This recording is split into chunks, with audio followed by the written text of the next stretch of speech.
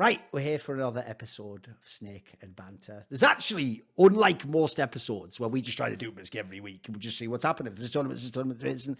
The mad thing is, unexpectedly, there's actually an insane amount of stuff happening because obviously that update dropped on the other day where I just loads of stuff in again. I do notice, by the way, Valve's way of doing updates now is so bonkers. It's just like you get nothing, you hear nothing for ages, and then they'll just sort of be like, "Psst, hey kid, there's an update." And then when you're like, oh, okay, it's probably just one of those, like, what? And it'll always be something mad like, and the game is now Quake and everyone has a rocket launcher for $1. You're like, well, why is that at the end? What the? Like, those patch notes are wilding now. They don't even like drop it like big thing dropping with the new map and all the stuff. They just put it out there to the world. So obviously we have a return guest for this one. It's DAVEY. He was here way back in the day. And also, I will say, just to reference it, since it was on his Twitter, he does still want to do events, by the way, guys, as broadcasts. True. If you want to hire him as commentator or analyst, he still wants to do that stuff. As you see, I would actually say, even though everyone, by the way, who's an ex-pro tries to do that angle of, like, I do like the pro's perspective. Like, the difference is, DAVEY actually did always have his own perspective on some of these things. That's why he's actually had some spicy takes over the years. So, right, DAVEY, we start with the guests. So what is your good point you're bringing? I actually forget which one I sent you because I was struggling to pick them. Oh yeah, good. My good point is the new Astralis and DAVEY IGL. When they announced this whole new take that DAVEY was going to be in-game leading and AWPing, and the star players they had brought in had already been underperforming. They got rid of blameF, who was one of their best performers, and I was like, this is the classic star player thinks they can IGL shit, and it's going to happen again, and it's going to crash and burn, and Astralis is going to be a meme. And they actually just got so much better. He managed to activate Stown again, which is massive for them because he needs to be fragging. DAVEY's numbers have dropped a little bit, but it's like dropped to just below a 1.2 rating for an in-game leading AWPer. That's actually really good. And yeah, I've actually just been really impressed with how they've played. And so I think that, yeah, it's kind of hard not to put them in the good right now. You know, they haven't necessarily had that, like, you know, where they have that great run, take down all the best teams and win a tournament yet. But the improvement from where they were to where they are now is just massive. So yeah, I had to put them as my good. I too had hesitation when they first announced the lineup, or the fact that he was switching over to the role. And I even had hesitation after Chengdu because they won a lot of pistol rounds on T side. In fact, I think they won, no joke, five of their six T-side pistol rounds. So I was kind of like, I'm not really sure I even want to give them credit even yet after that event. But then at ESL Pro League, I was like, okay, the sample size is big enough at this point. I'm noticing that they do have some good starters. They can put some stuff together occasionally in late rounds. But I think the one thing, if I have to really have any sort of like last final piece, like, I wouldn't say, like, he's been good. It's been good. I will say it's not been excellent. You know, like, I wouldn't really classify him with those like top IGLs in the world. Some of the numbers in terms of round win percentage on T side have been surprisingly quite high. And if you look at it, it would be, but again, this is predicated off of having some really good starts to halves, because I feel like one map in particular that's been really awkward for DAVEY is that I've noticed a lot of like 4-man up, 3-man up situations on Inferno. They'll just send it porch. Like, I've seen it in multiple games where they're just like, we don't know what to do. We're just going to send it porch. And I think most people when watching CS know that, like, that's just, there's like a guy in pit, there's a guy in sight, you're just gonna get fucking mowed down. Just like, you're always gonna die. One of the most dangerous crossfires in the history of Counter-Strike is that one choke point. Like, yeah, exactly. So I want him to stop. But that's like, again, it's a very specific critique that I feel like you just go back to the drawing board and be like, okay, we're having problems on this map at this exact time. Let's find a different finisher than just sending it up porch with 30 seconds left. So, no, overall, I think the most impressive thing to me has been, like, they've had good T-sides and his level hasn't dropped off a cliff. Like, maintaining the good form individually means that, oh my god, he's actually having a resurgence. Because I remember Thorin, you had this take that was like, DAVEY will never be a top 20 player again. He's not punching into that yet this year because he had such a bad first few months when BlameF was the in-game leader. But if he actually had this last month for the entire year, well, there's a conversation there.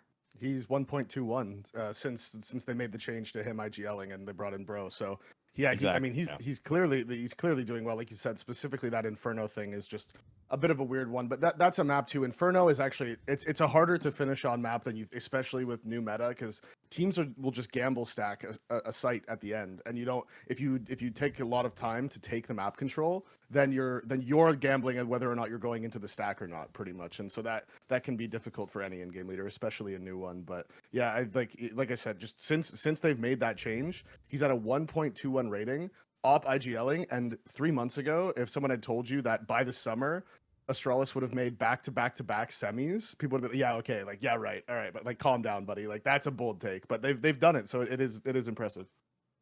Yeah, I actually think I'll focus specifically on the device part of this, not even Astralis, because I have to say, he has to get most of the credit for this. Like, the difference is, you look at some other teams where it's the IGL, like, I keep saying this about the Shuey guy. I can give Shuey, like, full marks for his job, but he's also got some fucking insane pieces. Like, every piece in his team's mega, basically, and he didn't even pick some of them. Whereas the difference is, the craziest thing for me with devices, like, the whole team looks so much better than when they had the Blame F lineup. Like, that can't just be the players playing better. Like, some of the, like, Stown especially looks night and day. And there was obviously that comment they said in those interviews about the idea that like he's going to be the secondary caller or something. So it sounds like they have like hooked him into the game. And I have to say, it was assumed, I'll even say this detail, people might not know this. When Richard did his video about this topic, he actually did a very interesting video on his YouTube channel, Richard Lewis, where he just assumed that this was like a stopgap measure. Like what they were doing was getting Device to sort of tag the aggro and just say publicly, because he has a huge contract, like, oh yeah, I'll be the IGL for a while. And then the idea would be like, you know, you just ride out the period till the next major, you find someone else, maybe you go back to Ents and get Glaive, or maybe you try and get like whoever,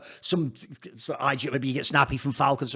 His idea was more that, which I think, by the way, very plausible speculation, because you think to yourself, when you think how good Device was when he came back from NIP, he got really awesome again as an AWPer. He actually looked like his individual game, quite frankly, by the way, one of the things that's aged fantastically is anyone who said Device was the system AWPer, you look pretty bad now, mate, because the joke is he is the system. Like, it's like the joke people try to make about Tom Brady, even though actually the joke is Tom Brady was, his teams were GM'd by one guy. Like, as far as we can tell from seeing all the pieces apart and together, Device is just the one best one, no matter what, the whole time. It doesn't matter what fucking lineup. So I do think it was an enormous gamble to say I'm going to be the in-game leader while still being the AWPer. Remember, it's not like he was like, I don't want to be the AWPer anymore, I'm going to give that up, and, you know, in comes A-Core or something, and now I'm the Agile. He actually really did go the cadiaN route. Like, my joke, and this is the one things I want to emphasize, the joke, but it's true as well, is I'll tell you one storyline nobody had on their fucking whiteboard, mate, that's come out like a motherfucker. Everyone laughed at fucking Stabby for leaving Heroic and going like, haha, look, they've all betrayed cadiaN. And my joke is they've literally gotten an upgraded cadiaN. Like, do you know how much they're laughing in our faces right now? Like, they not only went to the team they wanted to go to with their old like GM guy who then took over instead of that Casper Fid, the Casper Straub guy people remember from Heroic. They not only got the person they want to work with again, they got Device. He swapped to IGL and he is a better version of cadiaN in every sense, except we just haven't seen him in, like, you know, big major playoffs like cadiaN did as an IGL. But obviously, as an AWPer, he's better. As a star player, he's better. It's looking like it's not impossible. And by the way, I don't say that as a minor thing. I do think cadiaN was fabulous the last 2 years. I don't think it's impossible Device can be better as an IGL. Like, you actually look how they play now. Look, they do frag like a motherfucker. But first of all, they didn't do any of that when Blame F was there. So some of that has to be the system. And then also, to me, like, yes, they do frag out. But they also look, if you ever watch, like, they do actually look like they've put loads of hours into specific maps and specific fucking hits, etc. Like, they don't just have all the most basic FPL smokes or whatever. They have a bunch of shit where, like, they've clearly, like, anti-stratted someone. So I have to say, like, a lot of this does all stem back to Device for me. And so I'll end it this way. The reason why it was easy for me to actually, by the way, I didn't have any qualms at all about making the hot take y'all talk about Maui. Where, yeah, my take was, since he's become IGL, he's probably tanked his career, hasn't he? Like, how are you going to be a top 20 player? And by the way, the joke is that was like an easy one to pick, because not only are you probably individually going to ruin your own game, but then you're not going to get the placing, so you're never going to be top 20 anyway. So even if, like, you sort of did frag out one way or another, it's going to get you. So I'll end by saying, and this is why I agree, it has to be a good for Devices and IGL. I don't know about Astralis the team, but Device IGL, so far, the reason I know it's working awesome is because, bro, I don't think actually anyone in history could do it like this guy's doing. Like, actually, those other examples, like I say, if he makes it like he is now, he's a better version of cadiaN. People like James, as I think people are now seeing from Virtus.pro, he had an upside when your team was shit, but when your team's mega, he might be the bottleneck. I think people are now discovering that with how he plays and how he fucking calls. So if Device actually makes it, by the way, guys, I'll use the framing point of what Maui mentioned. if we're being serious, if Astralis has the kind of results they have now, like you're saying, Davey, where they're like a lock to get out of every group stage, and then maybe they can lose to like the best teams in the world if they play in the playoffs. That's the status they're already at after 2 lands. Then they are, quite frankly, going to now give him a chance to be a top 20 player. And I'm just going to say this right now: if DAVEY actually frags, it doesn't have to be at this level. This is too much. If he frags at like 80% at this level while IGLing like this.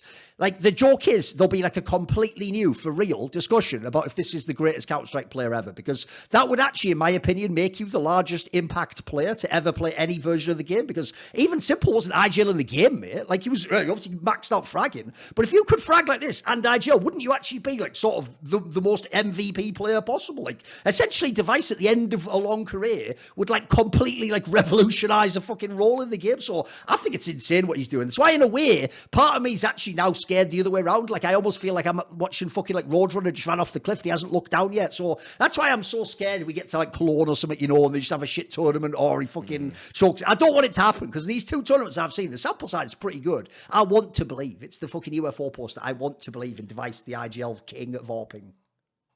Yeah, come on, go for it. Jump in. I was just gonna say one thing that I think also you were talking about how DAVEY is the upgrade to cadiaN, and I was thinking personality-wise, if Stabby had gotten really tired of the cadiaN personality, you know what I mean? DAVEY is like the opposite. It's like not necessarily the opposite, but a completely different leading style, personality. Like, it's the complete opposite of what they were. Also, that sounds like a meme in itself. It's like that meme of like, it's cadiaN, like a goofy guy who sort of made it and, like up and coming guy. And that's it. And the guy she tells you not to worry about, it's literally DAVEY, Tom Cruise. Yeah. And fucking Mr. Apollo. Hey, I think I'll start. You know what the fuck? I guess I'm just brilliant at that too. Like, oh, fucking hell. She's left me, my ex. She's with that new guy.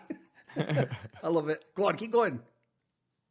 That was it. Okay, fair enough. Okay. Yeah, Well, other things about it is like in terms of value. I mean, like there's a reason I say Big Uzera is the most valuable Brazilian player right now, because he's IGLing and he's fragging like an MF right now. So there's that angle. Also, I think the thing about like you saying cadiaN's not going to be a top 20 player, or not cadiaN, DAVEY's not being a top 20 player again. Like, it's such a it almost is like, from everything we've ever seen, I imagine Kassad would have the kind of reply where he's like, that is the coldest take ever, Thorin. Like, everybody would have agreed with that. Like, like we've seen the fall off so drastically, so consistently from so many different people. But other than that, I mean, I could move into my good point unless we have more to say. No, it's all good. Here's the thing. It turns out for real, if you think about DAVEY's career, he can do almost everything. Right, for real, Davey, even when he's had a million chances already at majors and failed them, he can come back and win the most majors ever. Even when people like Simple and Nico and ZywOo, he can actually win until online bullshit CS. The most MVPs ever. He can do everything. He can even become an IGL while being world-class and frank. The only one thing he couldn't do was make us all call him DAVEY or DAVEY with a 1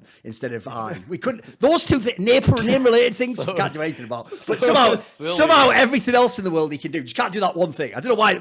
That's what's mad. That's the line that we're all drawing this. I'm like, well, DAVEY, that's the win, mate. You know, you can be an IGL and stupid, right? I know, why is that the line? What? Go on then, get us with your good point, Maui. So my good point is a bit self-serving in that it's an angle that I don't think a lot of fans are necessarily looking at, but it's something that I've kept my eye on as I'm watching kind of more of the, I guess you would say, tier 2 tournaments, is that I feel like they've just flat out leveled up. Is that I feel like, for example, there's flat out zero reason that CCT needed to have for their most recent event an in-person desk and studio component to it, and yet they actually have included that. Like, if people don't know, that's an online only tournament. Like, they had it as if it was a LAN. Now you're right, yeah, that's what I'm getting at. It's like, it's really impressive that they hired the amount of casters that they did, the amount of analysts they did. They had like 7 analysts. I think they invited Alan and Yanko at least. I don't know if they had any other people in the studio. They had the Ted guy as well, the one that we had on this show, Ted CS, that Bulgarian guy or whatever. Oh, yeah. So they had him. They brought Henry and Anders over, and it just makes the broadcast way better when you have people that are actually there together. It made the death segments actually feel more meaningful between Alan and Yanko in the grand finals, at least for the grand finals day. And I feel like it's nice that I'm seeing that, because we kind of talked about like, oh, you know, it's cool that Star Ladder are coming in again, which PGL's coming back in again, but like CCT is actually putting forward also another great product, which I'm kind of like shocked that it just came out of nowhere. Like, I thought, I kind of wrote CCT off. I feel like we've kind of just been like not really too interested in this, but this was a $500,000 tournament that actually had a real studio component. And I'd rather it be on LAN. Don't get me wrong. I'd rather the players be on LAN. But if you have some kind of limit in terms of resources, I'm glad that they at least put this forward. And I think that also when I'm watching other CCT events, like even their random kind of like $50,000 little online cups and stuff like that, like Furia and Bait and Bet Boom are playing in it right now. They actually have a desk online. It kind of reminds me of when DreamHack Opens were doing online desks also, and I'm just surprised that they're putting this much forward because it's so simple. And I think the vast majority of online TOs like are just putting forward 2 casters and that's it. They have to do absolutely everything, but there's actually way more resources being funneled into even the random CCT event. And so I just think that's a good thing because I think 1, we're getting more talents in the space getting opportunities, and I think that 2, it's showing that CCT actually value their broadcast product, which is actually just flat out better for it. Yeah, I mean, hiring good broadcast talent does improve the show quite a bit, especially like you said, once you get to put them on LAN. And I think the other main thing is too is especially, I mean, this is sort of a just general nothing point, I guess, but over the past, since CS:GO has come out and now into CS2, the level of tier 2 teams is so much higher. Like every year that the level of tier 2 and tier 3 just gets better and better because there's more professional, especially in Europe. There's more professional teams at that level. There's teams that are actually getting salary. They're dedicating full time. There's so many demos to watch now. There's so many tournaments. There's so many demos. There's so many ways to improve with the refrag stuff, with everything. So teams are just so much better now than they ever have been. And so yeah, like you said, it's good when the broadcast for those teams and suits how good they are actually playing when they're playing against each other. By the way, I actually think this is why these tournaments, if they do desks like this that look very professional as if it was like a real LAN event, this is why I think it's actually a winning formula. Because if you tie the 2 points together, Maui, since there's going to be from next year onwards this way more expanded circuit with all these massive TOs doing events, well, I can already tell you, literally, there will not be more than like, let's say like 4 or 5 people who can even work all those events. I don't even just mean logistically, like some of them will not be hired. There's all sorts of divisions and politics in esports as to which company you're aligned with, etc. So here's the good news. If you think about it logically, it's events like this that can benefit the most, because what happens then is if I'm Yanko and I don't get hired to whatever PGL or something, there's certain people don't hire certain individuals, even if they're the best. You can work this event, which by the way, is good for Yanko. It means he has the opportunity to still work and do something this week and do real time. But it's also great for the event. They get to have like one of the best analysts in the whole world on their event, even though their event in comparison is tiny. And if we were going off just like working the biggest events only, no one would come to this event, would they? Similarly for talent, I definitely agree in terms of teams, by the way. Like when I first started doing some betting stuff again, like 2 months ago or something, and one of the teams I was following, because obviously I know him, is like Kassad's Blade team as they were going through all these online tournaments. Like, here's what people don't seem to realize. Tier 2 online play has just replaced the LAN circuit. Like instead of having all those tiny dream hacks we used to have, there still used to be a lot of LANs you can go to. You can just stay at home and play the tournament online now. And by the way, because like it's not like it would have been in a giant stadium, the effect's not that dissimilar, quite frankly. Like, yeah, it's still not LAN CS, but it's not too far off. As in, put it so when I was doing the betting, you could fairly reliably bet on the right teams and they would win at the sort of clip that they should. And the thing that was most shocking to me was this. I just did it very cynically because I wanted each day to have something I could potentially bet on so I could keep the sort of like exposure going for my sponsor and stuff. But I'll tell you what was amazing was when I watched a bunch of the games are way better. I'm just talking about literally like online tournaments and the games are way better than you think they're going to be. Like this isn't, as you're saying, this isn't like 10 years ago where like the joke is like even like the 10th best team on LAN could ball me. It's like, that's not actually that good a team. Look how flawed the way they play. They're just playing off aim and that. Like, no, like the actual, like, first of all, not only are they like, there's clearly every team, no joke, at a certain professional level has coaches and analysts. Like, it's just obvious at this point in time. They're all doing their prep work. By the way, loads of them even veto correctly. Like, you can actually, for real, make loads of betting edge just looking up the vetoes and figuring out which teams, like, on paper should beat them, but then as, like, them completely get checkmated in the veto. Like, your permaban is their best map or something like that. Like, there's loads of angles like that. People don't make those simple mistakes that even top pros were making back in the day. And then more importantly for me, I also think when you watch this level of CS now,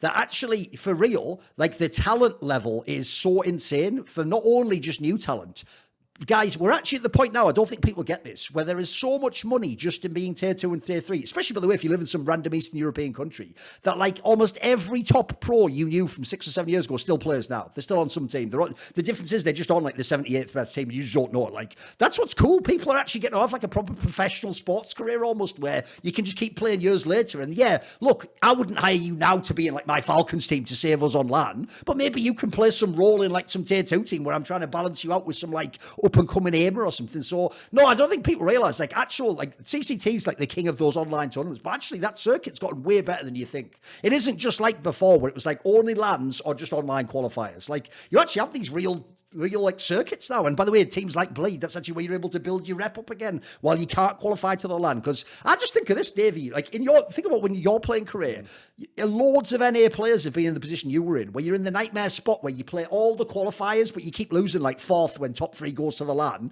and you can never get to the bloody LAN. You just keep playing you're in like hell just over and over again, purgatory, right? I'll be honest, there is that cynical part of my brain that loves when I watch the like older players like you were just talking about, who they're not on the tier 1 teams anymore. Now they're playing in the tier 2 teams and they have to play all these online qualifiers. And then you see them complaining on social media about how terrible the online qualifiers are. And I'm like, yeah, it's fucking awful, isn't it? Like, yeah, it sucks. It fucking sucks. It's terrible. And every weekend, all right, Friday at 10 a.m., time to play a bunch of best of ones against open teams for 6 hours, and then then we'll play quarterfinals tomorrow. Oh, and now semifinals against Immortals, and we're knocked out, and they're going to the LAN. And it's like, man, fuck off! Like it was so frustrating. And then watching and then seeing all those tier 1 players like. If you shouldn't complain. If you're good enough, just qualify. Don't complain, just qualify. Like, you're getting invited. Shut up. Yes. Like, you don't get it. Like, by the way, how many times you know there are also teams... Bro, for real, there are still those days now. I'm no joke, where some of the tier 2 teams still have days where they play 3B or 3s in one day. And you know, you lose one of those, some fan just goes on that HLTV page. He doesn't even know you played 2 other games. He just posts, I think you are washed. Like, you know, like, yeah, how are you supposed to deal with that? Yeah, true. Yeah, the amount of times I used to get flamed for losing to Brazilian teams in the final of qualifiers. Oh, Jesus. The amount of times the Phelps, Henny, Lucas teams would knock me out in the final of a qualifier to go to an event. It must have happened 10 times. And I was just so sick of it. I was like, oh my God, I fucking hate you guys so much. I just want to go to I just want to go to the LAN, please. Yeah, but so there is that part of my brain that when I see people complaining now, like guys that never had to play open qualifiers before, now complaining on socials, I'm just like, yeah, that's right. Take some of that. Right, I tell you what I want to take as my good point, and this is like a simple angle for me, which is I actually think for real that with the current world we live in now, people almost have figured out how to ruin every fucking player with hype. I actually warned about this. I'm setting this up to make it interesting where I'm going with this on. I actually literally on this show, Maui, warned months and months and months ago, I think it was at the end of last year, the beginning of this year, people not to overhype. Because, bro, I can't even believe it. The joke is this should be like hot take point made. It'd be blowing some people's minds. Are you ready for what my good point is? You know that guy Donk, he's actually like insanely fucking good at CS. Like how that could even be like a point, I don't know. Because, bro, this is getting mad now. Like every time this is like the meme of like what people think people hate on sports athletes. For real, unless Donk posts like literally the best stats ever in every game, people act like maybe he's sus though. Is he for real though? It's like, mate, I would just go the other way. The reason why I know this guy is like one of the most insane eye test players that will ever play any version of esports, by the way. Fuck even Counter-Strike. Is because this is what I would challenge you to do, guys. If you think he at all sucks, only watch the bad games he had.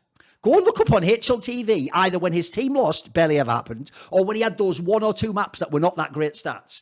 Bro, in the games where he's bad, this is how you know he's impossibly good, Davey. Because he has that thing that sports stars have, where I think when you have like insane skill level, a similar way of like laterally thinking about how insane they are is, some players are so good in hockey or basketball, bro, their misses are like as good as some people's goals, if you know what I mean. Like they're just like their technique's so insane. You know, like the idea is they go for some insane shot that just and you just think by some of the misses, like, bro, if that's like a miss to this guy, nobody's cracked out. Like it's the best player I've ever seen. So even though it might sound like an obvious one, like I actually think people now have managed to make Donk, they themselves overhyped him after one event. Then they're like dragging him down already. I don't get it because I have to say, like, I don't blame this guy for any of the Spirit results. I think he's just just cracked out of his mind. Like, for real, I actually do think it's sad, because normally I want to be the one like, well, calm down there, Fuse, you don't know what you're talking about. No, it's the other way around. I have seen every single player that ever played top-level Counter-Strike. This guy, for real, is like, just in terms of all Counter-Strike ever, probably like top 5 talent level ever. It's like actually impossible how good this player is. Come on, boys. Jump in. It's a glazing session. Go on, Alex. Well, I would just say that before, because I feel like we were on a little bit of a hype train for m0NESY for best player of the year. I'd say right now it's Donk. Donk is, if I had to make awards today for vote who's the best player of the year, I would give it to Donk over m0NESY, who I would then give over ZywOo. I would say ZywOo's third, because ZywOo's pop-off was at Pro League, and m0NESY did it at some of the bigger events, and he looked really good in them. Donk, I mean, highest rating ever at a LAN, period. You know, higher, even breaking Nico's. Like, if you actually get to the third or the thousands place in terms of decimals, he beat Nico's ESL 1 New York rating, actually. I mean, just to say some stuff about Donk, like, in terms of micro ability and mechanics, like, this guy has mastered CS2 in a way that, like, this is why I get really pissed off when I watch Falcons, because it's like, you guys just aren't all using the little mechanics that make people that extra 5%, 10% better, because Donk has mastered the way that your model moves in certain cases to make you harder to hit. His spray is unbelievably good. Just the way he peeks things, always, like, he knows that peeking into the angle is always stronger. Like basically, I see so many like pros that are kind of a little bit, I guess I'll just say they're like a little bit more washed today. Like in CSGO versus CS2, it felt so good in CSGO. If you have the perfect crosshair placement, I've seen this same peak so many times. I'm gonna like nail this guy every single time. 1D, 1D, 1D. In CS2, it just, for whatever reason, it just feels a bit harder to be as consistent, because of, I don't know if it's movement speed or how the model shifts or anything like that, but it just feels better to be the peaker even more now than it used to in CSGO. And Donk knows that. Like, you never really see Donk take a fight where it's actually like he's just stationary. Like, he's never just stationary when he's actually fighting. Whereas I see people like basically, it's almost like if you weighed APM, which is a stat that you never really would have cared about in any version of Counter-Strike, to my knowledge. In CS2, I actually think APM is a relevant skill, because you should be pressing A, like, you should be pressing A, crouch, uncrouch, D, crouch, slide. Like, you should be doing all these little extra things with your fingers when you're playing the game. And in CSGO, you just didn't have to. If you had good crosshair placement, you could statically hold, and then you would hit the headshot, and you'd move on with your life. But Donk does all these extra little things that I just don't see anybody doing it. And I don't know if this guy's going to get carpal tunnels in like 5 years, but that's the only thing that's going to take him down right now, because nobody as a player is doing it. No, I put out a thing a little while ago saying, like, listen, I know, like, lots of players get overhyped a lot, but just from watching Donk play, when the eye test just says this guy is going to be the best rifler we've ever seen in Counter-Strike. That, like, the eye test just says that, because when you think about the fact that he's 17, in theory, he can only get better. And it's like, how can he possibly get better? I can't think of ways that he can get better. But logically, he should get better than he is right now, which is just insane to think about. I remember I casted one of the CCT finals. I think it was their first online finals, and it was Spirit up against Virtus.pro on Overpass. And on CT side, the Virtus.pro was just sitting and waiting until 15 seconds left in the round, and wait for Donk to push A, because he's going to re-aggress somewhere in bathrooms, and they kept killing him. And he finished the half like 4-11 or something like that. And VP ended up winning in the final. And I was like, oh, so that's how you stop Donk then. You just get a team like Virtus.pro and you just wait for him. The next time they played on Overpass, Donk did the same thing, but he farmed them instead. And I was like, oh, so he just learned now. He just learned, oh, they're going to do this. So now I'll know that they're waiting for me, and I'll just go kill them, because I know where they are. They're waiting for me. Perfect. Now, you know what I mean? Like, also, by the way, that's even scarier, Davey. He's the only person ever that played exactly. VP once and leveled up. Everyone else is still falling for those fucking tricks 10 years later. Yeah, it was insane. I was watching it. I was like, wow. I thought okay, so this is the Donk counter, and I was like, oh, no, it's not actually. There isn't the Donk counter.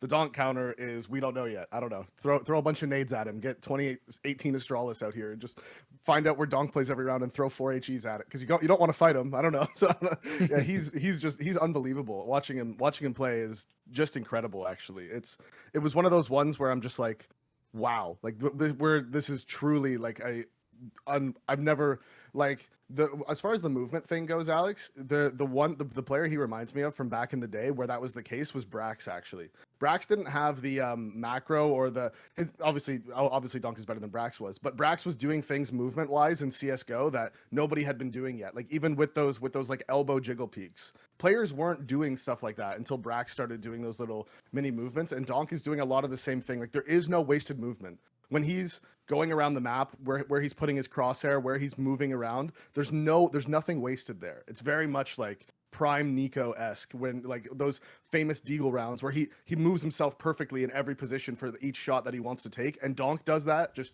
like every round and just farms everyone. It's unbelievable. I love watching him. I really do. It's such a unique thing because for the past however many years, the closest player to that level of dominance over the past like 4 or 5 years would be like Rops and Nico, maybe, in terms of riflers. Everyone else has been oppers. So to have this rifler come in and outperform the oppers, I think part of that is the change from CS:GO to CS2, because CS2 obviously opping is just a little bit harder. But yeah, I think just having a rifler do that is unique, and I'm here for it. Right. Let's go on to your bad point then, Davey. Right. So, funnily enough, my bad right now is Virtus.pro, because one, they've brought in, they've made the roster change, right? They've brought in Electronic, the big guy, the guy that's supposed to be the difference maker. They're ranked number 9 in the world right now, but since the major, they've only played 3 other tournaments: Chengdu, Pro League, and BetBoom, and they haven't even been able to make the semifinals in any of them. And I think for a team with that pedigree, now making the change for the guy like Electronic, you still got Jame, you still have Flit, you still have Fame. These are guys on paper. This team should be a top 5 team in the world that is competing for those semifinals like Astralis is, right? That should be where these guys are, and they haven't even been able to come close to that. I'm not sure what makes them ranked 9th in the world right now. Like even just looking here, they've like out in the quarterfinals in Chengdu, 5th to 6th at Chengdu, out in the quarterfinals at Pro League. At BetBoom, they, again, 5th to 6th, which the only teams below them were BetBoom and Aurora, right? Like Falcons was ahead of them, Heroic was ahead of them, Spirit and Maus, sure. But yeah, this was, they've seriously underperformed. And when you look at their team on paper, they should be doing way better than they are right now. Oh, then Maui's laid you up there. Yeah, they are really, for whatever reason. Okay, well, the first thing I'm going to say is that I've been a huge Norbert fan since his re-inclusion to this roster, and I will say with Electronic on the team, I feel like Norbert, it's kind of coincided, unfortunately, with Overpass being taken out of the pool, which was by far Norbert's best map, and it was also VP's best map. So I do think that they're a little bit unlucky that Valve decided to nerf them and Norbert. Like, Valve directly nerfed Norbert. Make that a headline in this one. It's just that they targeted him, because that was like, for such a long time, that was kind of the whole thing with VP, is that, like, they don't really seem to have, like, a specific map pool, but they somehow found a home map on Overpass.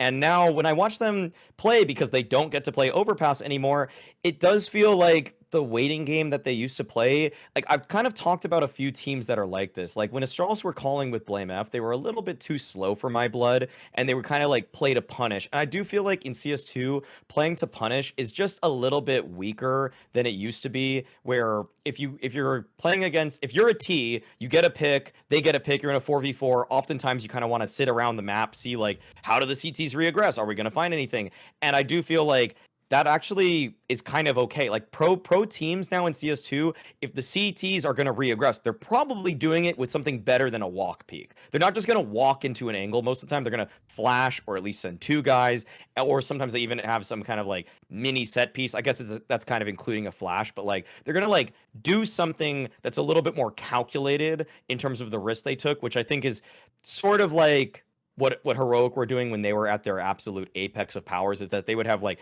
planned reaggresses in the mid round as CT sides, and they'd have a lot of them. And now I feel like everybody's leveled up that game, and VP still kind of play this kind of older play to punish meta. I don't really think it's as strong anymore, and I feel like that's what's kind of let them down in sort of their T sides, like on Ancient, for example. They just kind of sit around a little bit too much for my taste, and then when the CTs do something, they just don't win the gunfight. And that's maybe a testament to their individual skill, but I think it's also a testament to the style, which I think has been a big concern for, namely been a big concern for Kassad, and why he's kind of called out Jame a little bit in the past. And I think that it's something that VP probably need to go back to the drawing board on that. The old way of playing to punish is not necessarily the best way to maximize a 4v4 on the T side anymore.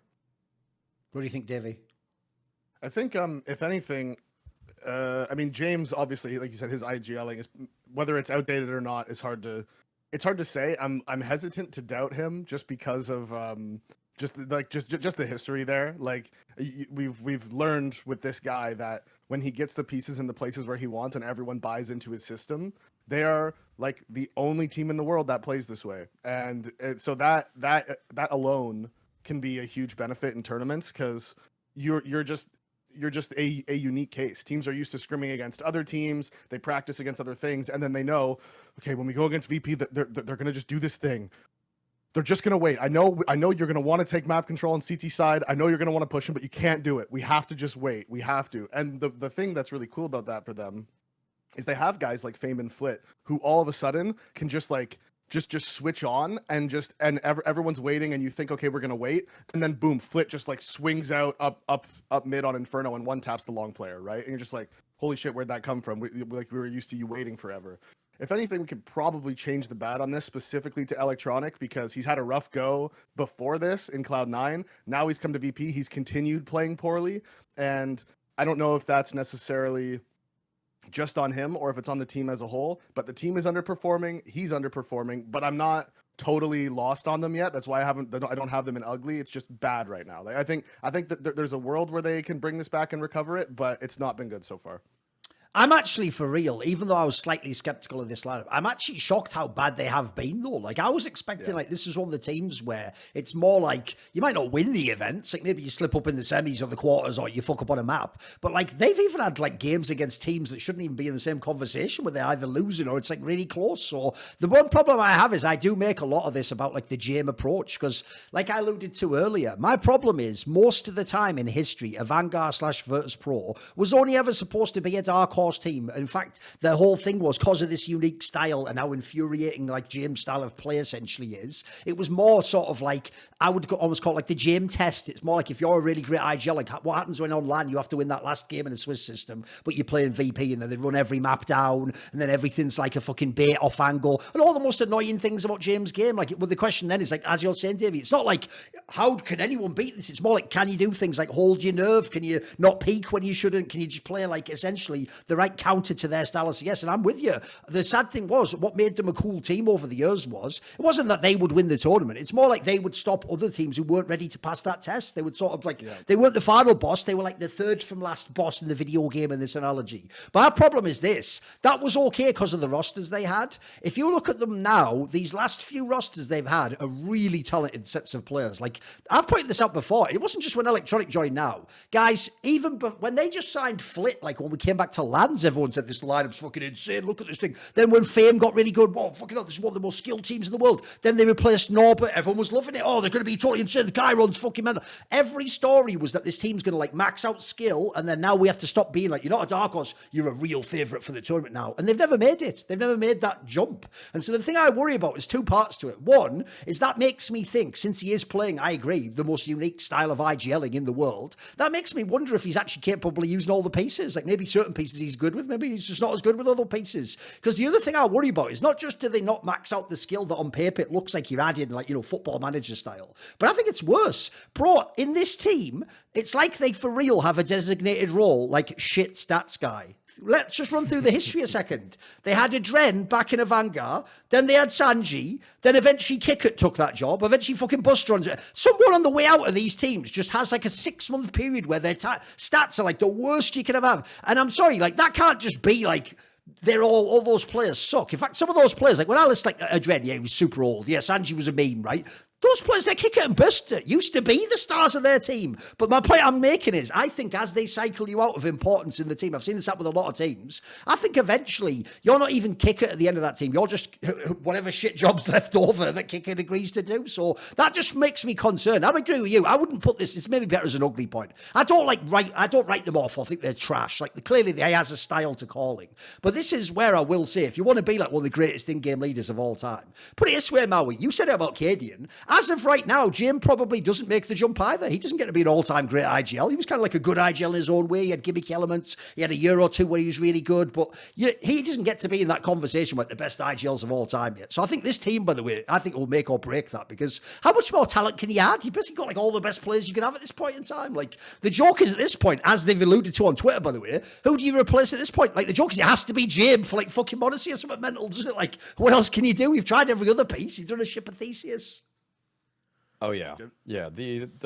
I mean, the way that well, the thing with James right now is like, yeah, I totally agree with that whole idea that it's just like you somehow can take like tier 1.5 players. Like Flit was good, and Fame was basically just an FPL star, and Norbert and Kickert, who's a tier 1 player, and you win a major, but then now you have this like Flit's gotten better, Fame's gotten better, Norbert's gotten better, Electronic was the best player on Cloud9, and now they're actually at their worst. Like it's just backwards. Like I think most IGLs would do the complete opposite. They would get carried by their players, but it does seem like instead James has somehow impeded them. And I feel like I don't know if it's like, I don't know if I'm just doing like some sort of confirmation bias here, but I've noticed also like one thing with some of the top teams is that when they have like bad buys or whatever, I feel like people are just like more imposing with the economy than what James is almost like too conservative with his own economy now, as opposed to like,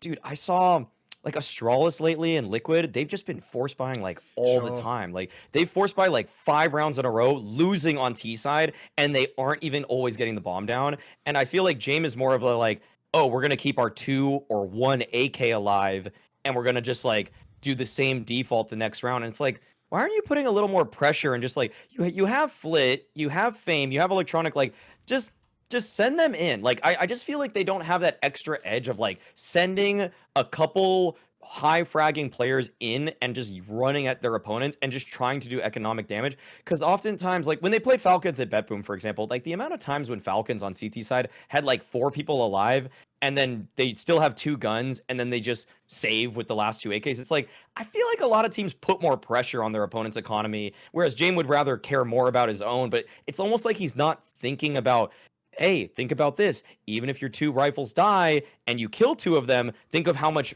that fucks their economy. Because the last thing I think you also want to do in CS2, maybe the new economy is going to change this, but the last thing I would have wanted to do is let the CT stay alive with 4 alive. I almost would rather sacrifice all my players to make sure you have 2 people alive or 1 person alive. I'm even more okay with losing, like, that's probably the biggest flaw. Actually, now that I'm really thinking about this more, the biggest flaw I would see in James T-side calling is that he would rather have 2 AKs alive and leave the CTs with 4 or 5 alive than actually try to run in, lose the round, and all of your players died, but at least you kept them to 1 or 2 alive. Like, you need to keep your foot on the throats of the CT economy, and James didn't do that for me. Yeah, I remember having arguments with people when MR12 got announced and CS2 got announced and all this stuff, and I was saying, like, on T sides, you're going to see pro teams just spam buying every round if they lose pistol, especially if they're getting bomb plants, especially if they're getting kills, because it's not worth it to tank a full save now. Almost always. There is some situations where tanking a full save, especially on CT side, it's more viable, but on T side, you almost never want to be just running at them with Glocks. There's like very, very few situations in games where I've watched where I've thought, oh, I probably just should have stayed with Glocks here, guys. It's like, no, it's almost always, it makes sense to go for the force buy and to, especially if you're getting bomb plants, especially if you're getting 2 or 3 kills every round. Even 2 kills every round historically used to be like, okay, well, you know what, fuck, we didn't really break their economy. Let's just save this one. But now, even with 2 kills, teams are forcing up the next round. And I think that's a cool thing. And one thing too that you said earlier, Thorin, that I made a mental note of, that this team, whether it's James, whether it's this team, whatever, absolutely ruined Buster. I don't know. They took that guy that was an aggressive rifler that was getting touted to go to NAVI to be the aggressive rifler, and made him the most passive bitch made player I've ever seen in my life. And I don't know what happened. I don't know how he did that. What sort of like hypnosis James did to him to make him start playing like that, but he has never recovered from that, and that's sad because he was really promising at one point. By the way, I actually have one quick last thing I'd ask both of you, because just from an analyst perspective, what you think of this. One thing I thought that you referenced earlier as well is we have to remember this is CS2, not CSGO. And I have to say, one thing I worry about is this, right? Yes, they used to play that like insane style in CSGO where they ran down the clock to the last fucking second and get in on the last second and plant somehow. And, you know, they just like get lucky, you don't kill the bomb planter, right? But here's the thing. They did that in an era when, if you remember, like that was how NAVI with fucking Simple and Electronica Boomich played. Obviously, Astralis was legendary for that start. Some of the Fallen teams back in the day. The question I have now is, dude, I don't know anyone plays like that in CS2. Isn't almost everyone up tempo now? I mean, the joke is almost every team's a European mixed team at this point where people sort of play a bit looser and just frag out. And so I also feel like their style is like, aren't they like the only ones trying to make this style work at this point? And by the way, even they don't play as extreme a style as they used to in CSGO. So I also wonder if maybe actually, like we're joking about Norbert, but I almost feel like the game CS2 also sort of low-key removes some of the edge VP had. Like, I don't think that style's as effective. That punish style was the shit in CSGO if the opponent didn't know what he was doing. I don't even know if it works now that much. What do you think? The slow punish style, Yeah. like it's just way weaker. Yeah, I mean, like I'm saying, it's just like you just want to. I do think you just need to play more up tempo. Like Spirit is disgusting because they're just always moving somewhere, like on T side. They're very. It's so the only guy that's not moving is Magix. You know, like he just has to make sure that he's holding something for them, or Zontic sometimes that is. But like it's usually them two, and then it's this active pack of people like Chopper, sometimes even Zontic, Shiro are moving around, or Magix is sometimes even baited by Donk, you know, and like they're just so much more up tempo. I agree. I think up tempo playstyles right now, and it's kind of like all these.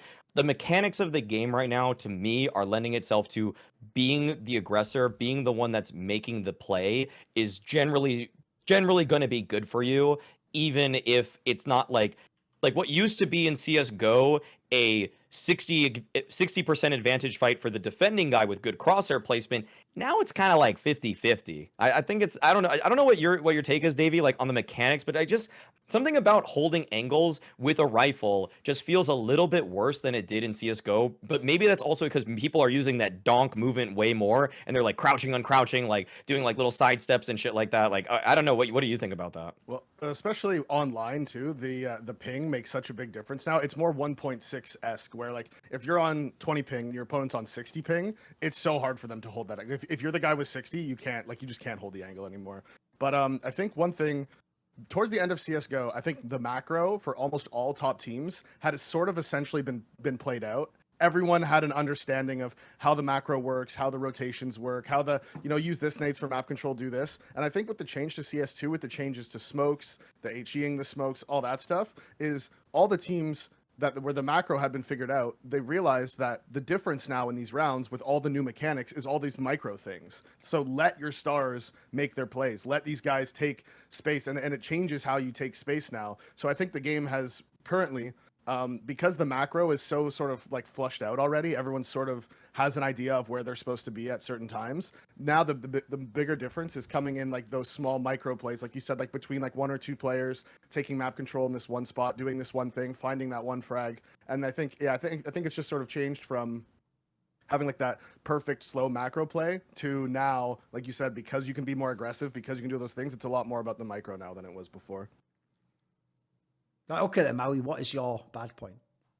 Yeah, I mean, we had to address this, right? Like, this is the biggest news story of the past week or so, is the fact that there's rumors that cadiaN is going to be the one that's benched for Liquid, and I feel like, I mean, I would go through my mental list of who I would bench in what order on that team, and cadiaN is probably fourth for me. Based off of things that are, like, we don't know, obviously, what's happening on the inside. Like, cadiaN could be the most toxic person in the world. I'm not aware of that. So if he is, and this blows up, and this take blows up, I didn't know that cadiaN was the worst human to ever interact with, if that's the case. But in my order of ranking of who I would kick in and everything, I would say Yukindar has been tragically bad. Like, the fall off from this guy has been absurdly strong, and it's probably hindering Liquid the most. The second guy I would say I would probably have it out for benching is actually probably Zeus, because I feel like if you couldn't help meld these players and put it together, and you also decided to bring in Skulls, who's been kind of like a I'd say slightly negative asset for the team. At this point, And I Zeus also- has to actually win the major before Maui will ever forgive him for bringing Skulls into this team. I don't care. Dude, Skulls just doesn't have good mechanics. I know. I don't know. He doesn't. He just doesn't have tier 1 I mechanics. know, but you have to understand, Davey, it's like a bingo card. It's a preoccupation of Maui. It's like every episode, like Skulls gets in there. So come on, keep going. The third guy would be Skulls himself, and then the fourth would just be cadiaN. I will say that cadiaN's opping ability is dubious. He's probably one of the weakest oppers right now on a team that you consider tier 1, and so for that, his individual play definitely needs to be reprimanded. You need to say, what the hell, like get into the DMs or whatever you need to do to get that op. Just pug a lot more, dude. Like just play a lot more pugs or something like that, and just op all the time. Don't rifle at all, because Do you think you even need pugs on T side? Or pugs, ops, sorry. Ops. Do you think ops. you need ops on T side right now? I think it's one of the only ways to play to punish. Because if CTs are going to do aggressive moves, like I don't feel confident holding that with a rifle anymore. I don't feel confident even watching pros holding it with AKs as much anymore. So if you know what the re-aggress is likely to be, I'd rather cadiaN holds it with an op, and sometimes he just flat out misses. Like he flat out misses. Like it's weird. It's bad. It's bad to watch. So, but cadiaN again, like the only two people I have completely safe on this roster in my eyes of performance is easily Twist and NAV. Like they've been absurdly strong, and so the whole bad point here is just that for Liquid to do a self-diagnosis and come to the conclusion that cadiaN is on the outs, I think that's a very poor self-assessment when Kindar's the one that's been playing horribly. Skulls hasn't really been an asset to this team whatsoever, and if Zeus can't help this team gel, then I'm just confused what he's doing with the team. And they're just saying, no, the guy that had he led the team that had the highest floor in tier 1 Counter-Strike for like a year straight, and we're saying that's the problem, then I'm questioning one, like their own ability to look at themselves introspectively, and two, well, maybe cadiaN is like doing something horribly wrong here from the inside, and we're just not privy to that. Yeah, I had been asked on stream about it when the news broke, and I was like, that's got to be one of the dumbest moves they could make at this point. When you have Kindar and Skulls just torpedoing your team, like as if cadiaN's the biggest problem. And sort of what you said, Alex, is like the only way I can imagine replacing cadiaN being a good idea is if literally all 4 of the players have gone to Zeus and the management and said, we do not want to be in-game led by this guy anymore. Then all of a sudden it's like, okay, well, I guess we have to replace him then, right? Even against their will. If all 4 players are like, fuck this guy, I don't want to play with him anymore, he doesn't know what he's talking about, we hate playing this way, but like all that, sure, fine. Then you have to replace him. But I can't see that being the case. Even so, I mean, maybe it is, like you said, but I can't see that being the case. So I think replacing cadiaN makes no sense. I think realistically, they should at this point just replace Kindar and Skulls and go from there and try it with a different lineup. I've got a few things on this. First of all, just a meme one, which is when everyone was doing all that like online meme shit on Twitter about when Liquid played Astralis in CCT, an online tournament, and then Liquid won. And everyone was doing all that shit meme stuff of like, oh, look, it's Astralis versus Team Liquid. It's like, mate, it's only NAF and Twist against DAVEY. That's it at this point in time. And the joke is DAVEY in the IGL. And so my joke for you would be this, guys. Congrats. You finally got revenge in the semi-final of an online cup. I think DAVEY will just take all the majors. Just gonna, I don't want to speak for him, but I think he accepts the terms of your deal. I think he like that fucking porn star's job. Like, oh, can I get a win? Yeah, but all I can do is give you a CCT online semi-final. Like, it's a shit fucking deal. So one, there's that. But on the cadiaN thing, this is why when they actually made this team, one of the points I made on all my talk shows is I loved the original lineup that they were suggesting. Obviously, they were originally going to get Kaiser out of, people don't know, right? I thought that did look like an insane super team. But the difference is, I even said the whole time, just like NAVI's team, this is one of the most ambitious projects I've ever seen made, though, because you're essentially making the team almost like from the ground up. Like, you haven't really got a core there. Just because you Kindar NAF played together and then Twist and NAF played, like, that's not a core. Like, there's not enough overlap there, and that's years ago. So to me, it was very ambitious, and one of the reasons why was every player had like a gamble factor on them. Like, an obvious one for cadiaN was, yes, he just did a fantastic job IGLing in one of the most idiosyncratic teams ever. Remember, he got to be the AWPer and the IGL, and he essentially, it looks like, picked every player in the team. Like, that's such and a speaking his native language. Yeah, and it's all Danish as well. Like, that's such a specific set of circumstances. You just can't take that player. I mean, dude, dude, people didn't even give Glaive this status. Like, you can't just take that player and go, he's a plug-and-play player, just chuck him in any team, he'd be great. Like, actually, no one knows that. If anything, it's only the heroic teams this has worked in. So I do think people missed that, because what they missed is this. I mean, the joke is at the end, he didn't have the buy-in, but I think one of the reasons why he had that insane buy-in is because he did actually have all these guys when there were nobodies. He got them all when they were just up-and-coming players, piece by piece, and brought them into his team and developed their style and almost every player was better under cadiaN than they had been before, right? I don't want to hurt anyone's feelings, because you're all so dumb when you watch those fucking vlogs and interviews. You all believe, like, I think Twist is just a great guy. He is, but he's also a human. And I'll tell you what, Team Liquid, every version of Team Liquid, guys, has players in there that have enormous egos. And I'll tell you what, that's the difference that cadiaN just learned now, Davey, is he might have thought it was bad at the end dealing with like Stour and Yabby when they like mutinied him. No, mate. There's people in this team. I've pointed this out on past episodes. There's people in this team vetoed Elige being in this super team. That like, Elige, no thanks, don't need you. Like, that's the level we're on. Like, Team Liquid isn't some fucking like backstreet team. They have like the players in that team, they know they're on the fucking Lakers or the Yankees boys. And if they're like the actual made men who get a lot of say, they're not just going to sit around. Like, here's what's mad about this point. I actually think there's a good and a bad. The bad is this. I think it is terrible that they decided to make these moves now. Like, to me, if anything, bro, from the outside, it's coming together finally. Like, every tournament I see you, you look better and better and better. You get, you're this close from, by the way, beating most of the top teams. Like, I actually thought, if anything, you bail like months early ago. You feel when you don't make the major, that might be when you bail. You don't bail now. Like, now, if anything, I would have said, if I didn't know any internal dramas going on, just wait till the end of this major cycle. If you feel the next major, okay, cool, then blow it up. Because the reason why I say there's a good side to it, though, is in a fucked up way, here's how I'll spin it that it's not a negative, that I think there are big egos. I'll tell you one thing I do like about that, Davey.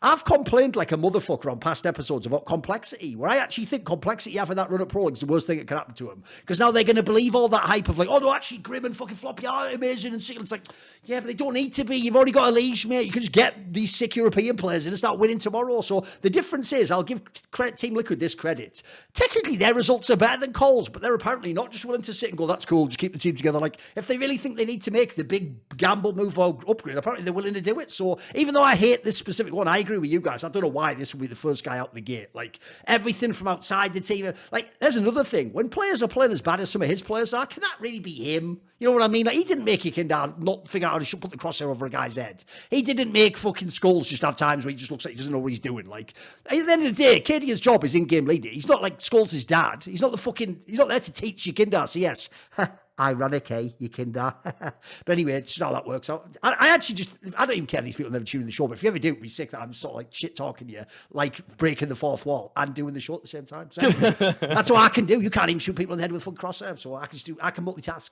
So yeah, I'll just leave it at that.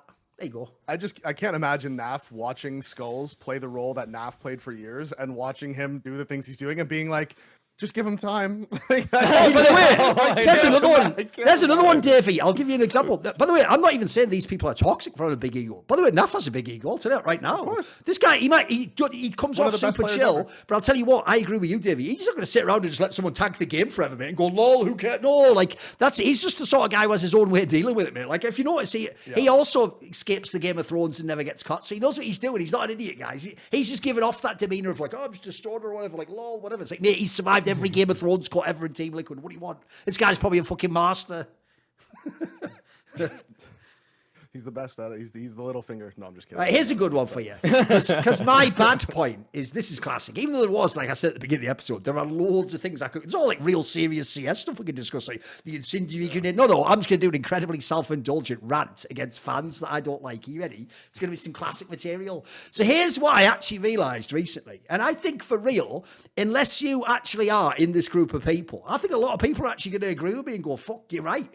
Which is, bro, I'm getting so bored of this thing. It's like I told Maui, right? There was an episode where, because he'd criticised Kai from Furia, people were saying to him, like, why do you just hate Brazilians? And I said to him, if anything, mate, you should flip the dynamic. You should go the other way and go, no, I love Keserato and I want him to have a great career. So I want the best Brazilian player to succeed. So why do you hate Brazil? You can flip the dynamic on him, right? Here's the dynamic flip that people need to do to ZywOo fans, right? When they say that framing, I'm a ZywOo fan, it implies like, I appreciate what he's brilliant at. Like, I like excellence and art and he is fucking amazing. And then what they try to do is they imply that if you're not the ZywOo fan, you're the hater, right? No, bro.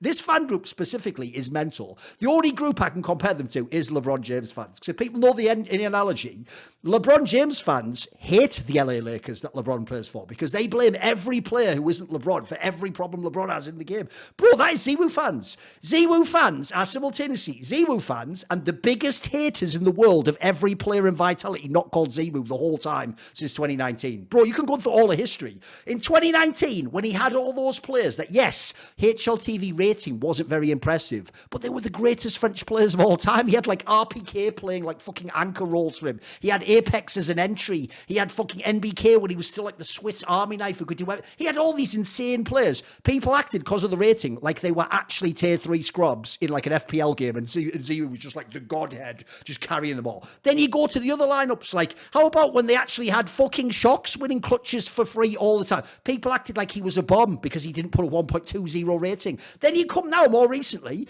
then he had Spinks and fucking Magisk. People still acted like it was 1v9. Now he has literally 2 players who are like top ranked players in the world. He has like Flames and Spinks. These are players who will, by the way, will be in the top 10 of the top HLTV top 20 at the end of this year. So he is in a team where 3 players are top 10 players in the world, and people still talk like this guy is 1v9ing like old school like Nico or something in mouse sports. Like, bro, these guys, like, I can't say that. That's the angle I'm saying is bad. It's that like they might indeed be massive fans of ZywOo, but holy shit, they seem to hate every teammate he has. And look, on these shows, we've criticised a lot of these people, but I think we've done it in context. Like, if you can watch like Spinks and Flames and then just go, they fucking suck. It's like, what players do you want him to get? What, am I just going to give him FaZe Clan or something like? And by the way, spoiler, you would have flamed FaZe Clan a couple of years ago with some of these players. Like, they weren't always top 10 players in the world. So I actually think the insane thing is we're being gaslit. These people don't just love ZywOo. They just hate everyone who isn't ZywOo for some reason. Like, it actually implies to me like they have a very skewed version of what they think CS is, because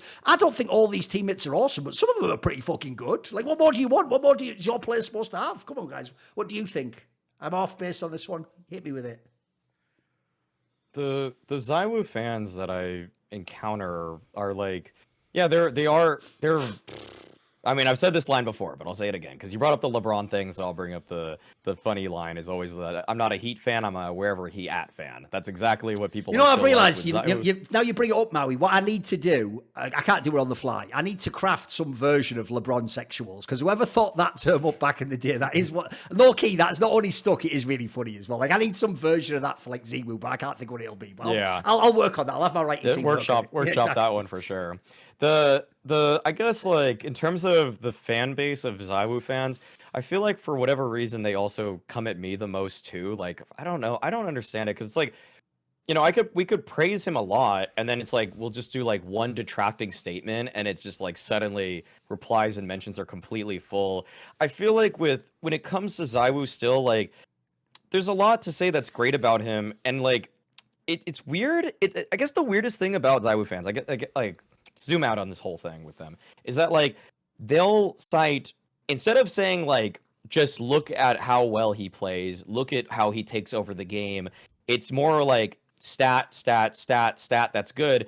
And then when I said, guys, by the way, in the 2 LANs so far that ZywOo has played in CS2, he's not a top 10 player, they go absolutely apeshit. That was, by the way, an entirely objective statement. He literally was not. Like, in the first like 3 series he played, he had like a 1.08 average or something like that, and there were like over 10 people better than him in terms of rating. And so it was like, that was just purely objective, and people like lose their shit. But then it's like when they come back with facts, it's like stat, and then it's just kind of like you can't win versus them because they don't even see the self-defeating logic that they bring to the table so frequently. And it's just difficult. It's like, I don't know. They're probably my least favorite people to interact with online, period. That's just, I don't even know what else to say, because it's just like very hard to follow what their arguments usually are. By the way, when you say that thing that all your mentions just fill up, do you get the classic one where, as you say, even though you're actually someone who praises ZywOo a lot, if you ever say something critical, did they do that one like, I've lost all respect for Mauisnake, he's just a sellout? Like, I love that. That's my favorite. I've lost all respect. Well, the most common thing I get now is, this is why you don't get hired. Oh, I love it. Yeah, I love that one too. That's the most common one that I get nowadays. I think I think I noticed it never works the other way around. If you noticed, if you get hired to event, it suddenly doesn't justify all the things you've ever done. It only works that way around. You're right. It's that whatever currently annoys them about you is why that you didn't get specifically hired to the event. Which is like that seems a bit indulgent, guys. That seems a little bit narcissistic. Like I don't know what sort of solipsistic world you live in, but you downvoting a Mauisnake Reddit post doesn't actually make like ESL or Blast not hiring. Believe it or not, that's actually not really one of the factors there weighing up. The other part about it was like, it's just like the lack of eye test referentials for ZywOo back in the day is kind of where it was sort of easy to poke stuff at him. Like that cultural impact tweet I made about him, like nobody ended up really having like a hallmark way to define his style other than like, he's good at everything and here are the stats to prove it. It's like, okay, we're trying to talk about like what is it? But since then, I've liked a lot of what ZywOo has done. I mean, I think he's really upped his game exponentially. I feel like the beginning of the year, which wasn't like the Katowice and Major for him, which were like like the Kato was bad, the Major was mediocre by his standards, but still good overall. And then like now everybody's just feasting on Pro League, feasting on his performance at Pro League, even though at the end of the day, the grand final didn't go his way. Yeah, I think one thing that, I mean, obviously people that think he's just 1v9ing, that's obviously funny to anyone who knows the game now. That being said, he's clearly one of the best Counter-Strike players ever. When you watch him play, he's just amazing. Like, he's just incredible. Even with the AWP, he still managed to find impact. He's started rifling way more in CS2 and still is putting up insane numbers. Like he's like essentially hybriding now, which is crazy impressive to begin with. But if you look at his lineup, I mean, you have around ZywOo, you have Apex, Flames, Spinks, and Mezzi. 4 space-taking aggressive riflers. There is so much space for him to play with because his in-game leader used to be one of the best entry fraggers ever. Mezzi is incredibly skilled. I know people are saying that he should be replaced on this team. I don't get why yet, but whatever.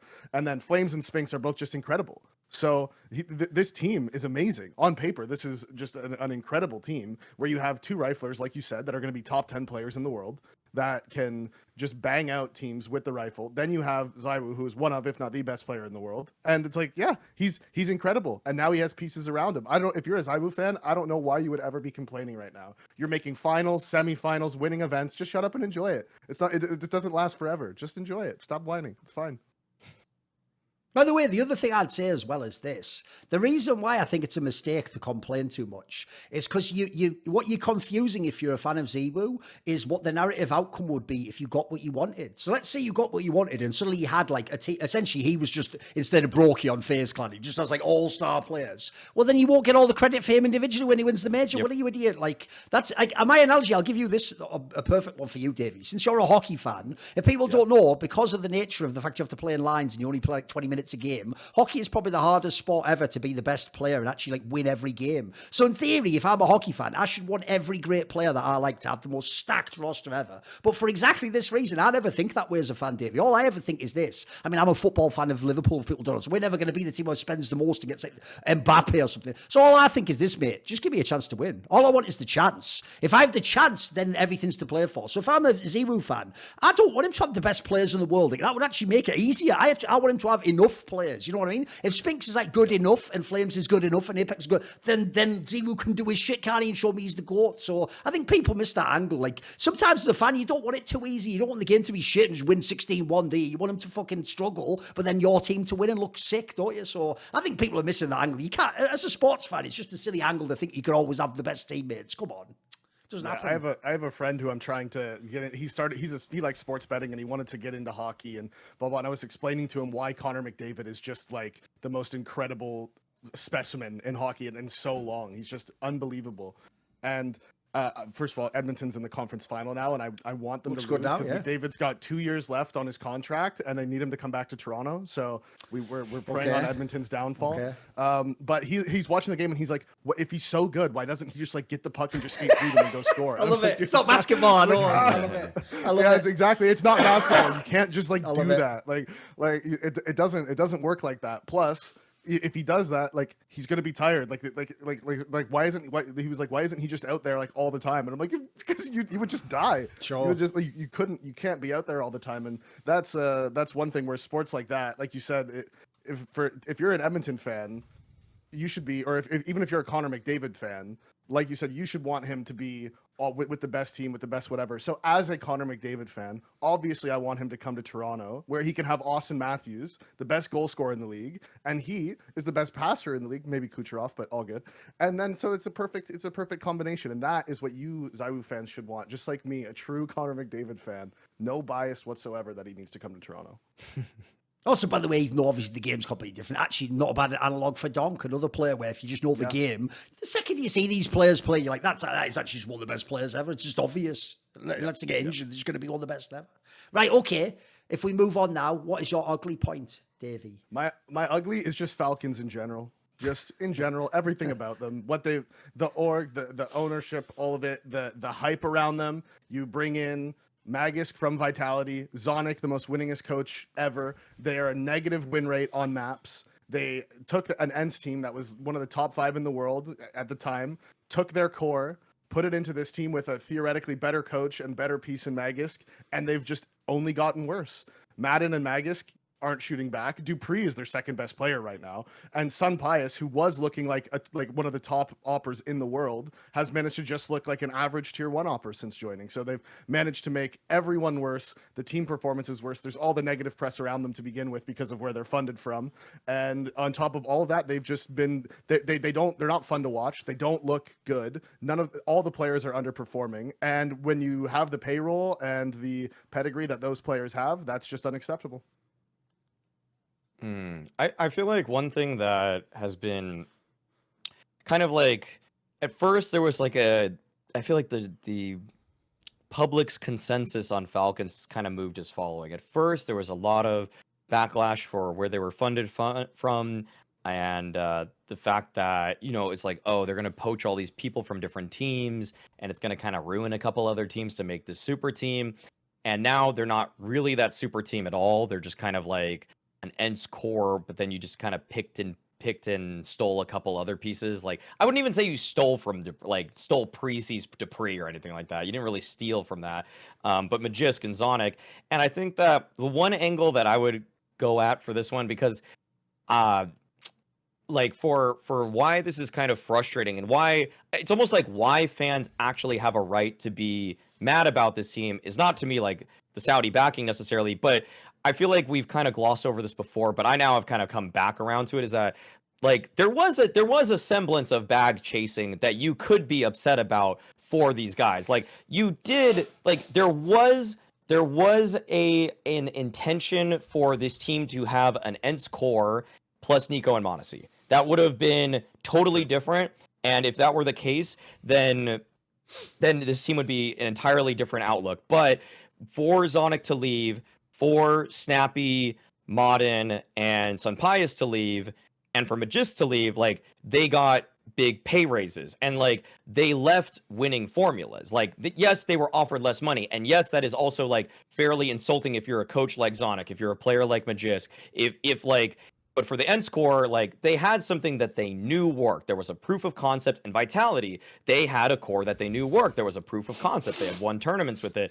And so the one thing I feel like that is fair is that if people call the players on Falcons bag chasers, they thought they were going to walk into a better team. But they did, at the end of the day, bag chase. Like, they did definitely like join this team thinking there was more money on the other side. And that's why I think for a lot of people, it's a little bit more difficult to have sympathy for them, because they are getting paid a shitload of money right now. Like, they're getting paid probably some of the best salaries in all of tier 1 right now. So that if that's your complaint, that's fair.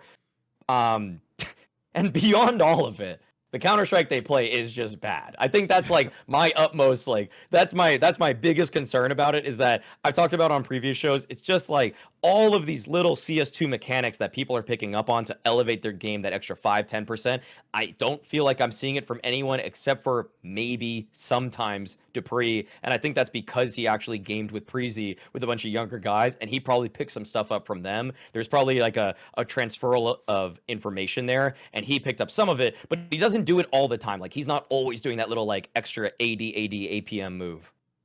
I think one thing real quick, Duncan, before you go. No, go for it. Is that I'm thinking about this right now as I'm looking at it. I think even though dupreeh has actually been their second best player, and I think he's played well in CS2 anyways in all of his teams that he's done, but something about them going for dupreeh there as the replacement, to me, shows that they're like like especially Snappy, Zonic, Magus, they're like, okay, let's go with someone who we know and someone comfortable just to like get our floor up, right? Because they're like, holy shit, we're playing terrible. We just need to balance our floor right now. So let's just bring in Dupree, balance it out, and then we can go from there. And I think that's, if anything, that is regressive thinking, in my opinion, for a team with these ambitions.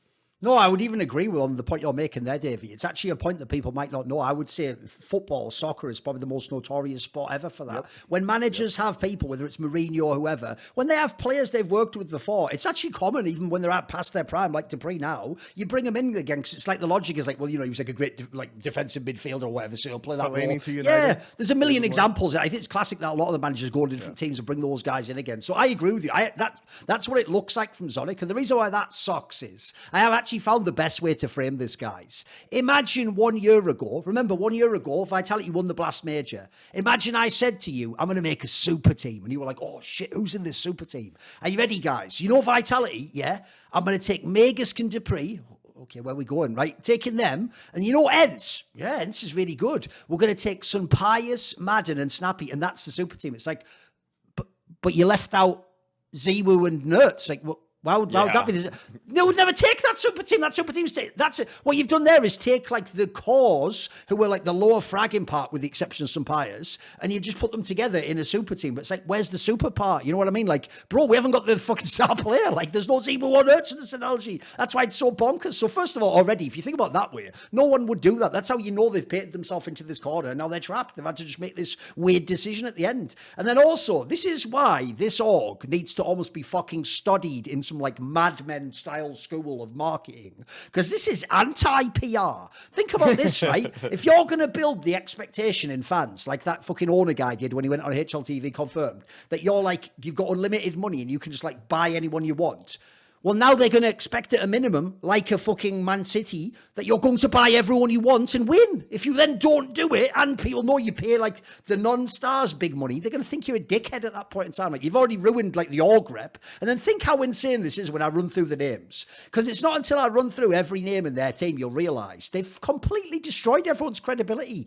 Listen to this roster of names. Right, Lars Robel is only famous for being the sports psychologist that won loads of majors and a million tournaments with Astralis. Nobody has anything negative to say about this guy until you saw that video where he was the person who had the idea to do that, sit around with fucking Boros and do that like stable. So already you've managed to make a negative angle for a guy who was an on-camera guy and had no negatives at all. He just had an amazing resume. Then you've got Zonic, probably the most beloved coach of all time. You've already made him look shit in that fucking video. Then let's just go down the players, right? Everyone loves Dupree. Even right now, I think the reason people don't go as hard on Falcons as they want is they know that like it's sort of saying, maybe that Dupree guy shouldn't have got that job, which no one wants to say. Everyone wants him to have a career again. Zonic. Magus, by the way, is literally very recently was like considered like the most underrated player in Counter-Strike. Like, everyone loves him. He's won 1 billion majors. Then you go down, Madden, again, zero negative rep. If anything, everyone thought he was like an undervalued player. He's doing all the fucking dirty work in his teams. Then you got Snappy. Did anyone dislike Snappy? I thought he was one of the most loved fucking IGLs in the season. By the way, he's even one of the best IGLs for actually engaging with community topics, but not just getting mad at people and sort of giving his take. He's actually normally had a pretty good job of that. And then the last player after all that is Sun Pius, right? The joke is, if you actually knew him, he's more of the spicier players, but I actually think he's pretty well liked. Everyone just seems like a chill guy, right? He's had all these mega successful careers. If anything, I think most people are still on like the kind of like American Idol angle of sort of like, we've seen him come up year after that fucking Movistar Riders team. Everyone's sort of pulling for him, right? Notice how when I run down the list, every player we're all supposed to have like a positive like feeling towards. We've all like engendered goodwill towards him. But notice when you put them in this team and you call it Falcons, and you watch them in the game, everyone hates these motherfuckers. Everyone. Just they do. Somehow, collectively, we all hate them, even though individually we all pull for every person I just listed to succeed and think on paper they should. And lastly, I'll end on what you guys said. I agree. The biggest crime of all is nothing to do with Saudi Arabia or not getting Nico or, you know, hinting that you might get Modesty or signing Dupree or should Boris. The biggest crime of all is it's shit to watch. That is the biggest crime because Yeah. that's also why I think low key people hate this team. Because the other thing, like I gave with that analogy before, is even though it's not true, it was step by step over a whole year period of time. If you look on a very simplistic like way of like truncating the story, this is what I think people think. They look at this team and go, wait a minute. So I had to sacrifice the last winning a major team of CSGO, and then Enter was pretty good. And then like both those teams in theory are worse than they were at that time. And then this team's even worse. The fucking mixture of them's not even good in itself. I think that's something else people hate. Because one thing about the old Ents team that had this core was they were really entertaining to watch play CS. Like they had a fucking really cohesive style. Like I think a lot of people thought that was like everyone's favorite underdog team, wasn't it? We always wanted to see them try and like beat the big dog. So I think actually to end on that, I think that's the most egregious thing is like if you're at least giving me it in the server a little bit, like if I could sort of see like 80% of it works, I could get down with it. Like when I said earlier about Team Liquid, dude, I actually do enjoy watching Team Liquid play. I actually think they're not a bad team. They get it together sometimes. They have some moves that sometimes work. Some people might always shoot people in the head. The difference with Falcons is this: people not only don't shoot, they just sometimes look like actually like they're like noobs. Like not literally, but as in they just don't have the basic tier 1 coordination. Sometimes that's the most shocking thing because these are all fucking team players in theory. So I'm with you. I think they're in a terrible spot right now, mate.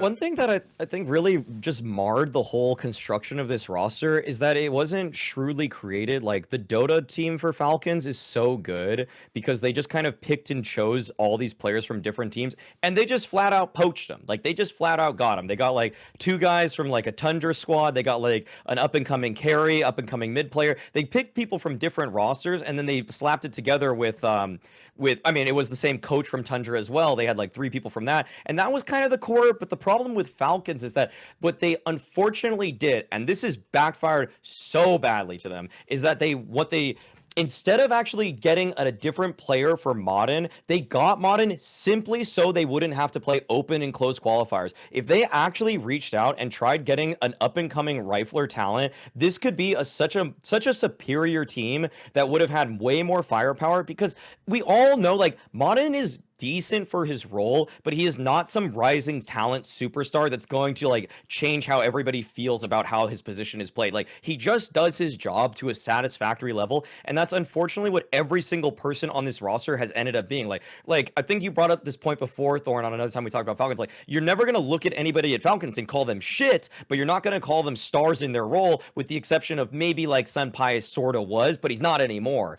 And so with it's simply because they wanted a 3-man core that then they didn't have to play the open and close qualifiers. Just go through the trials of going through those online qualifiers. I know it sucks. I know it lessens your chance to make the major, but your ceiling right now is so obviously capped at this point, and it's not even that high. It's like quite low. In fact, even if your floor is like matching your ceiling, that's still at best like at this point in time, like maybe top 8 at a tournament. That's the best, I think. 10th, like yeah. I was gonna exactly. say like 10th in the world, like world ranking, all realistically. And in a world ranking, but in like a random tournament, you might get 8. Sure. Right. Okay. Yeah, makes sense. I didn't think about it the way you said, Thorin, actually, about how each player on their own is liked, and I was thinking about it like that is true. If you ripped this team apart right now and just lifted each player out and put them on another team, everyone would be like, oh, good for them. Good for them. Honestly, that's great. Like, I'm glad they're on like everyone would think that thing. But like you said, when you put them all in this team right here, it's hilarious that people do just hate them. And one thing I will say that I've been thinking this whole time is that going back to what you had said earlier, Alex, about the change in playstyle from CSGO to CS2, I think one player who's got nerfed super hard by that is Magisk. His style, his like anchor, like turrety style on CT sides is super nerfed with CS2, and he's gonna have to adjust how he plays. But funnily enough, I mean, he is actually still young. He's only 26, he's been around forever, so it's kind of funny. But it's something he should be able to do. But I just don't know about it in this team because I don't know. I feel like they're all getting their confidence just smoked right now by the community hating on them not playing well, all the shit combined. I feel like is definitely just weighing down on them. Right, Maui, what is your ugly point? Mine is just that there's been a new patch. It's made some pretty significant changes. Economy, Vertigo changing, the Molly change, the incendiary grenade that is changing.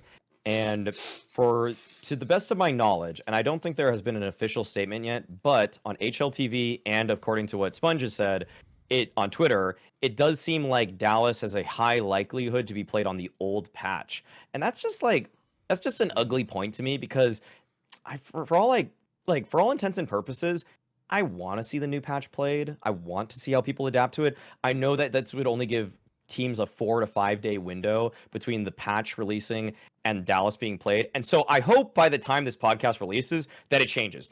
But Chad says on Twitter that 9 out of 10 times this kind of stuff, they're just going to play on the old patch if the patch is of this magnitude. You have to go into his replies to see this because he was talking to some people after he deleted some other original posts of his own.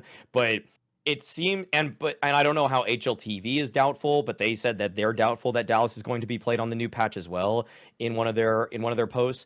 And I just think that everything we glean from Dallas is going to be a little bit less valuable. And that's just my least favorite thing as a pundit or an analyst or anything. I don't really want to see, I don't really care about how teams play on the old patch because it could totally change the veto. And I feel like that sort of is what happened at the end of ESL Pro League also, where we knew that Dust2 was in the pool and people were even more actively moving away from Overpass because I assume they just probably weren't practicing it while in between their days of Pro League matches.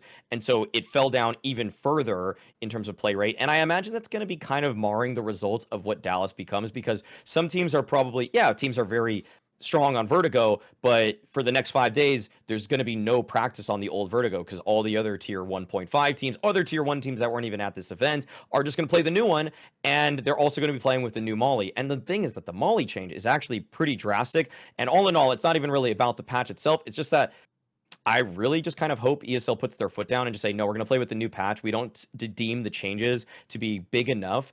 And I kind of just hope that Chad is wrong about his supposition that it's likely going to be the old patch. And I hope that HLTV is wrong about their supposition because I just want to see the new patch played because it's just better. It's just better as a viewing experience. That's all.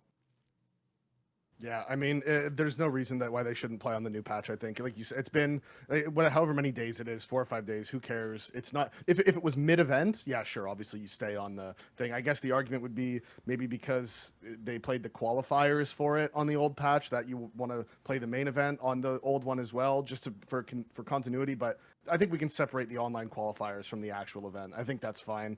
Play on the new patch. But speaking of the new patch, like you said, the Molly changes are actually pretty drastic. And actually, going back to what you said all the way at the beginning, Thorin, how on the patch notes they don't even give you details anymore. It just said, we reduced the time of the incendiary grenade, and it's like, by how much? Like, what is it? Apparently, it's gone from 7 to 5.5. I've heard some people say it's gone from 7 to 6. I don't know because we don't. So it's all just people sitting there with a timer being like, go. So who knows what it actually is? But that's a significant difference, especially with how far it spreads too. There's lots of positions on a lot of maps now where CT incendiary grenades are just not going to be as useful. And I don't necessarily hate that. I think that's one of those changes where I'm like, let's see what happens. It's not really a negative or a positive for me at this point. I like that they lowered the price of them and they nerfed the bomb reward thing for you if you lose the round too. I think all the economy changes they made are good. I'm not sure about the incendiary one yet, and the vertigo changes are just weird, to say the least. They're just weird changes. I don't know what you think, Duncan. I know you're not really a vertigo enjoyer. I mean, the weirdest thing I think is when they make a change specifically like the map changes. This is why this is one of the things I mentioned on past shows, but I'll reference it again. One of the few things I'll give Riot Games credit for is they sort of try to explain why they make changes. People might not know that actually when they nerf or buff a champion. Believe it or not, they will give. Look, it might not always be you might not believe them. You might think they're lying or they might just be an idiot and have the wrong take. But they'll sort of try to explain. We think this part of the ult was too overpowered, so we've reduced the time. The difference is if I at least know why you did it, even if I don't like it, I can sort of agree in principle or you had a good intention. The problem I have with the Vertigo one is one, that actually looks very similar to what the old Vertigo looked like, which is so weird. I don't know why more people didn't comment on that. It used to be super wide open like that. You could obviously go through that area, right? And by the way, that was the worst version of Vertigo. And then second, a hole in the yellow wall though too, right? There was two of them and it was just weird and terrible and yeah. So first of all, I don't know why they what I'd love to know is this: what did they not like about Vertigo that they think this is a fix to? Again, it doesn't have to be right. I'd just love to know what the reason is, because at least I could say, oh, I'm on board. Like, at least you've identified, say, a problem I think there is, or you try to add something dynamic to the game. So one, I'm always really nervous whenever I see map changes. Secondly, I don't know why this would make the map that much better. Like, most of the flaws are architectural. It's not like there wasn't a fucking rotation space or something, isn't it? That like it's the same fucking entries every single time, and like that's what everyone hates about the game. It's just the retake simulator, isn't it? So then, lastly, I would just say this. I agree with you in general, Maui, because to me, one of the main things about Counter-Strike is we don't get patches that often, but as a game, because we're like a dynamic open circuit, we just roll with it. When it changes, it changes. It's the same with the map pool, by the way. It is true in history. You could look, if you're a whiner, and go, hey, what the hell? Like, Astralis was already really good, and you took Cobblestone out, and now they're unbeatable with their map pool. You know what? Most of us don't do that. Like, Team Liquid have barely ever said that, by the way. Even though, by the way, it'd be a totally legit argument to say, like, what the fuck? Like, you took what was already, like, the third best team and then buffed their map pool even more. Now they're unbeatable. But we don't do that in CS. We just know whatever the game is now is whatever it is now. So that's actually why I agree with you. As soon as you've already had, like, the news hit, people start to play it separately, just change it for the pro scene already. Like, people are already going to have to remember in their brain, oh, wait, that was when they brought in that change. But we may as well just get on to the next patch, not least because of the other thing as well as this.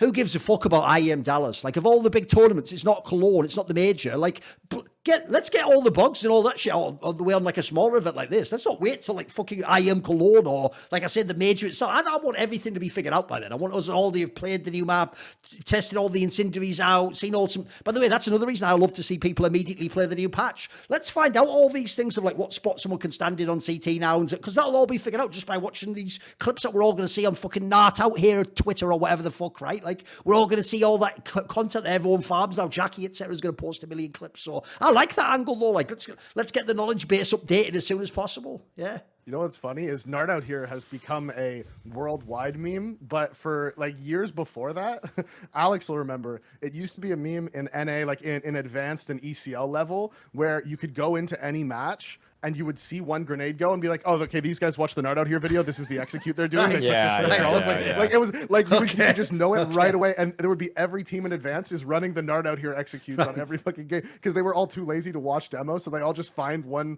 Nart out here YouTube video and then all their strats are based around it. It's just, it was hilarious playing. And even when I was playing for Mythic and you would see like, oh, here comes the Nart out here exec on outside on nuke. Like, here it comes. We know exactly. By the way, I also appreciate that. I know like actually truly like top 10 world-class teams that told me they think they like, ruined their own game trying to play like Astralis. I like the idea some NA advanced team is like, run all the Astralis shit. It's like, you're not going to fucking figure that out, you idiot. You have no idea. I love it. The amount of scrims back in the day. I know Alex can attest to this too, where you're just like, guys, like there was times where I don't know if it was Semphis. I was definitely on a team with Semphis. I don't know if it was him who typed it. It usually was him who typed it. But he texted something like, guys, you're not Astralis, fucking stop. Because they kept trying to do this like one Astralis exec on us. And it's like, you're wasting our practice time now by repeatedly trying to perfect this Astralis execute that we all saw them do last week. And you're wasting everyone's fucking time right now. So stop doing this or we're fucking leaving. Like, this is a waste of everyone's time. It's so common. So it's just funny when you said Nart out here stuff. I was like, oh, he truly has transcended. He's now made his way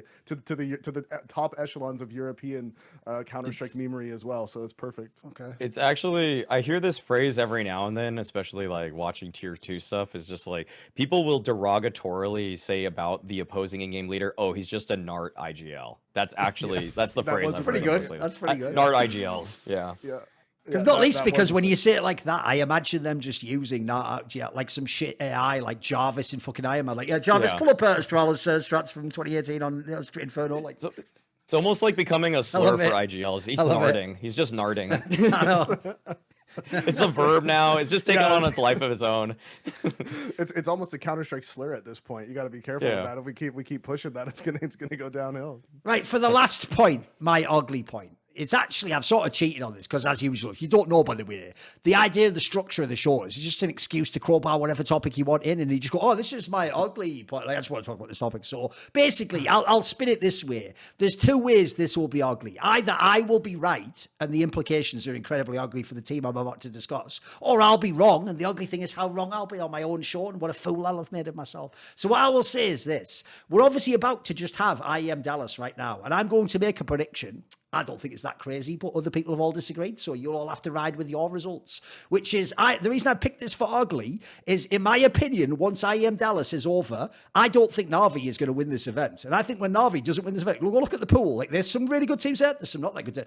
I think when they have the EPL run, they didn't do any other events. Then they go to this Dallas now. After this, by the way, it's only the big events, guys. Now it's like Cologne into like, there's like Blast into fucking the major. Like, I actually think after this tournament, if they don't do an insane run, all the hype of that major run is just dead. Just dead in the water. Like, who gives a shit? Like, I mean, it's, by the way, the analogy would be what Spirit did, where Spirit won Katowice, but that was in like February, guys. And we're now in like fucking almost like June. So no one gives a shit about that Spirit hype anymore. In fact, it was even implied recently they might do a fucking roster move. So same thing. The reason I picked it for ugly is, look, maybe I'm wrong. Maybe they win the event and I look stupid, but I'm predicting. I actually don't think Navi's that great a team, guys. I thought they did do sort of like a miracle run to win that major.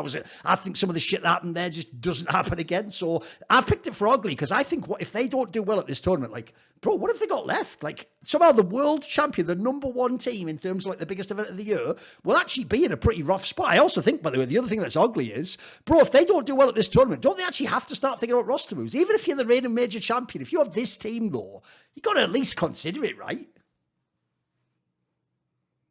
I mean, the best hot take at the entire major in all of the playoffs, at least, was Pimps. That's just like they're just not going to keep it up. Like, that was the most base take. Sure. People were mad at Pimp because he spoke. No, he killed it. Yeah, like that was good, and I think that is playing out just as he said. Yeah, Navi, yeah, she'll be in contention for like top 6 at this event. But I mean, when I look at the form that Maus is in, the fact that it seems like the only team that can beat Spirit is Maus, the fact that FaZe is here, like, I don't even know, Liquid's kind of improving lightly. Vitality, they were just a Maus win away from also winning Pro League right there. There's a bunch of teams that I think could take down Navi in this one, and even getting out of their bracket. There's the joke there that like Liquid beats them online at IEM Dallas, but then cadiaN gets kicked for only beating them 2-1, not 2-0. Like, is that the world we're in now? Is that what we're doing?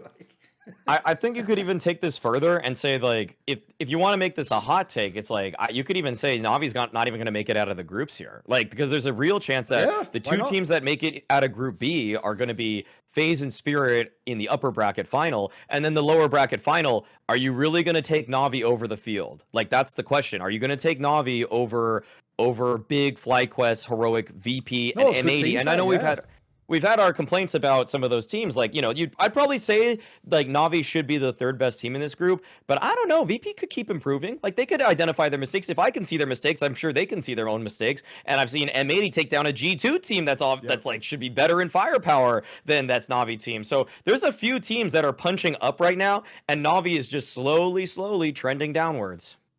One thing, I think Immo was actually getting really close to being found out before that major run as well.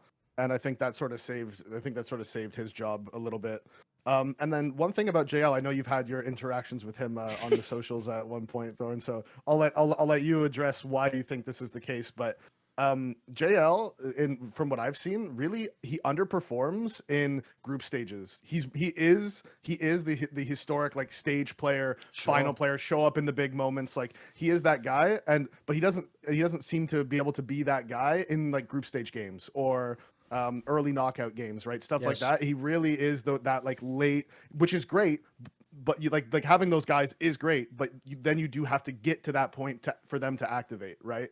And so they haven't been able to do that, and except for at the major, and to be fair, actually, there's a lot of players, and this I don't really think this is a super hot take, but there's a lot of players throughout Counter-Strike history that were big game players, and we just never got to know, because their teams were never good enough to make it to the big game. Their teams were never, and there's tons of players like that. And JL got his chance to show I'm the big game player, even if I'm normally like, a top 3 rifler on my team. I've been able to show like Rain, right? Where Rain can spend the entire time on FaZe bottom fragging and then major final 30 kills outside on Nuke, right? And it's like, those guys are really important, but you have to get there. And even at the major, I totally agreed with Pimp the whole time. I don't think anyone would have picked Navi to win the whole thing. I don't think even after the event, based on the Counter-Strike we saw, oh, Navi has just really improved. It's like, no, their big game players showed up massively and clutched out. And that's awesome, but that's not a consistent way to be the top team in the world, or even top 3 team in the world. And so, yeah, I think I think if there's, but ironically, I think that if there's some threat of roster changes or people potentially getting cut, that could be enough for those players, that part of their brain to like activate and really like take it hard even in the groups. But overall I do agree with both of you. I think there's a good chance they don't even get out of the group. By the way, on the GL thing, first of all, everyone knows me. Like, if someone's actually good at the game, I'll credit them if they're good. It's not like I have anything to do with their personality or whatever. So even though I think he's an idiot, even then, by the way, I actually have noticed he actually likes all the tweets where I like mock him, Davey. So I actually think, even though he is, like, put it this way, he's not a method actor. He is an idiot. But I actually think he's sort of like a harmless idiot, if you know what I mean. I actually think he thinks this is just banter, essentially. Like, it's a bit like if you don't, if people know Smooya, it's quite similar. Smooya comes off really aggressive. Right, this is the guy literally where when one fucking drop of alcohol touches his lips, he has to come and like beg me and Richard Lewis for forgiveness for like 3 hours. So like, these people aren't who they are on team. They're just the equivalent of NBA players who are like, hold me back, I'll beat him up. But they're just chill guys in real life. They're not really that guy. That's why Charles Barkley had that line, nothing but actors. That was the fucking great line, wasn't it, back in the day? One time on a major watch party stream with Smooya, I spent 15 minutes gaslighting him that I was a better opper than him. And he was just like, he's like bringing up the stats. It's like, no, but look, I had this performance here, I did this. And it's one of those ones he didn't that's get so you trolling stupid. him. It's so stupid and so funny that Right. I made the comment as like a blatant, like sarcastic, Sure. like throwaway comment. Sure. Like intentionally, oh, don't relax, bro, I was better than you, because it's so obviously not true. And then he just like took the bait, hook, line, and sinker. And I'm like, well, now we're going to spend the next 10, 15 minutes doing this. No, with of you. course. So that was fun. So what I would say is this, even though I think he's a bit of an idiot, by the way, there's a hilarious video I can tell everyone. You can go look on NAVI's channel. They have a fucking, you'll cry laughing. You'll actually think in this. It's so dumb, you will actually think for a moment he is an act, and it's like some Andy Kaufman shit. Because there's this video, right, where they're doing like a thing, him and Lexi B, and it's like they have to do something like, you know, I think it's like for a laptop sponsor or something. It's like, you know, like you have to, you know the one about like defuse this bomb, and then they tell like JL when he's looking at this laptop, like, you can move it around, you know, and he takes the laptop and like looks behind like a cat when they see someone on TV, and you know, like when the other cat runs off screen and they look right round the side of the TV. He does that in real life as a sentient human being adult. Like, this guy was the major MVP. By the way, all I'm going to say is this: look, it's not a new revelation. I won't say who, but there were some very stupid CS 1.6 players that are like total legends and won everything. By the way, so I will just say, luckily, I wasn't under this illusion, but absolutely, guys, this is our reigning major MVP. You can be dumb as shit in CS and be really good at this game. It's actually a selling point of the game. Yeah, look, if you're going to be like Clave or Carrigan, you probably have to be a genius, but there are certain roles, because I agree with you, by the way. The reason why people think I'm dissing him is just because of the personal beef, but I actually meant what I said in that tweet, which is, he's just not a superstar player, guys. Like, if you have that expectation, you're going to be let down, because that's not his game. I agree with you, actually. He isn't even, by the way, a player that like every game is going to show up like a star. To me, the best term ever, we have this analytic term for years, he's the X Factor. Like, I agree with you. If you put him in a big match, he might be the guy where you think, oh, his normal numbers are this, and he'll just have one map where he'll take over like he did at the major. By the way, the other analogy would be, if you want another example of a player who's definitely nowhere near a top player, but he does this, it's fucking Rain on FaZe Clan. Again, if you're in a random group stage game, is Rain going to top? By the way, who gives a shit is the answer. But if you put him in like a massive playoff match, and you're the opponent, and you're thinking, right, oh, I've got to deal with this guy, Brokey, like, every time you think that this is the time Rain isn't going to have a game, he's going to have that one map where he's just going to like get 5 opening duels and just win the fucking half for you. So again, I think this is why people mistake. It's why that whole angle I hate in analysis is like this logic that because like the major is the most important tournament and then the playoff matches at the major are the most important matches, people then conflate that with that those are the only matches that matter. No, to be the actual best player, you should show up every day in a group stage, in a pro league, in a random CCT online game, in a mid. The best players do it every game, but I agree. There are players where we should give them their flowers because they are mega in the big moments, which is a skill in itself, but they're not actually like the god players. Because to me, he's actually one of the players that I think is going to fool them in this team. It's why the team is fool's gold for me. Because if you look at the roster and you see like Wonderful I think he is really good. He's like right on the borderline to be like a superstar player. JL can be like good in an X Factor way. Bits had the odd game, by the way, he's actually leveled up a bit since that major run. But you look at the team, the one problem Navi has is why that whole topic of will Simple come back dominated to talk. They're another team that lacks the big superstars, right? They probably need another star player if they want to actually be the real team that can win all the next majors. So that's why to me it's ugly. Because again, by the way, I don't even dislike most of the players in this team. I just don't think the team's going to work fundamentally. And if Yeah, you're I hoping think, Blade just cracks the code, like, he can't just win with everyone, guys. I think it was already insane to win this major. That's fucking bonkers. Yeah, JL reminds me a lot of the old, like the Polish Virtus.pro lineup from like 2016, where they can't even, they're getting relegated from Pro League and then winning the major, and you're just like, okay, wait, guys, like something's weird here. And overall, you could look at that team and you could see like, okay, guys, soon, like they have to die out soon. They have to make roster changes soon, and then they go to like that star ladder and win the whole thing, and you're just like, oh fuck it, like they were just about to make the changes, and then they go and win an event, and it's like that's what I feel like Navi was before this major, where they were like right on the cusp of okay, like Imma's got to go, maybe we have to do a role swap with JL, do something here, and then they just win the major, and it's like, okay, well there's 4 or 5 more months bought for the lineup when it realistically probably shouldn't have been. But yeah, I think like you said, that it's important to give credit to the big clutch players when they do it.